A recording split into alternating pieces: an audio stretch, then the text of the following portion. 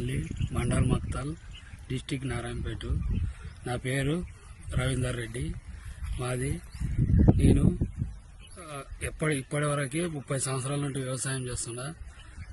అంతకుముందు చాలా వర్షాలు లేక ఎన్నో ప్రాబ్లాలు చేస్తే కూడా ఈ వ్యవసాయంనే నమ్ముకొని వ్యవసాయం చేస్తామని చేస్తుంటే కరోనా నుంచి అప్పుడు బాగా 2 సంవత్సరాలు వర్షాలు వచ్చి అంతకుముందు అప్పులు కూడా అయిపోయినాయి. అట్లా అయిపోయినాయి కాబట్టి వర్షాలు మంచిగా వచ్చి బోర్లు రీఛార్జ్ అయినాయండి అని మళ్ళీ నేను ఇక్కడ బోర్లు లేకుంటే కూడా బోర్లు వేసి మళ్ళీ వ్యవసాయం చేయాలని ఒక 5 బోర్లు వేసి దాంట్లో 2 ఫస్ట్ ఫెయిల్ అయిండే, మళ్ళీ ఒక వేస్తే సన్నం బాగానే పడిండే. 3 మోటార్లు ఫిట్ చేసినాక ఏమైందంటే వర్షాలు ఈ సంవత్సరం లేక బోర్లు రోజు రోజుకి మొత్తం బంద్ అయిపోయి ఆ నీళ్ళు అందక 2 బోర్లు మొత్తం బంద్ అయ్యి ఒకటి మామూలుగా 1 ఇంచున్నర లూజ్ వస్తే దానికి నేను మిరపతోట వేసిన 2 ఎకరాల చిల్లర. వరి కూడా 2 ఎకరాలు వేసింటి. అప్పుడు ఫస్ట్లో స్టార్టింగ్లో జనవరిలో మంచిగా బోర్లు దుంకుతుండే కాబట్టి ఇప్పుడు 2 మంత్స్ నుంచి బోర్లు మొత్తం బంద్ అయ్యి మిరపతోటకి ఇట్లయితే నీళ్ళు పెట్టడానికి సరిపోదని మళ్ళీ ఆలోచన చేసి డ్రిప్ కూడా వేసిన 40,000 పెట్టి. ఇంకా బోర్లు 1,20,000 పెట్టి మోటార్లు వేసిన, 1,00,000 రూపాయలు పెట్టి బోర్లు వేసిన.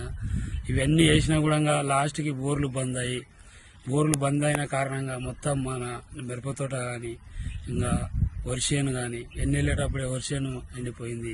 ఈ మిరపతోట అయితే మనకి ఒక 3-4 లక్షల ఆదాయం వచ్చే మిరపతోట అంతా ఎండిపోయి చాలా ప్రాబ్లంలో ఉన్నాం రైతులము. ఈ బోర్లు ఎండిపోయిన కారణంగా రైతులకి ఇట్లా ప్రాబ్లం వచ్చింది నాకు. అందుకే రైతులకి ఏమన్నా గవర్నమెంట్ నుండి కూడా వస్తే బాగుంటుంది. ఎందుకంటే ప్రతి రైతు కష్టపడి పండిస్తేనే వస్తుంది కాబట్టి ఉత్పత్తి.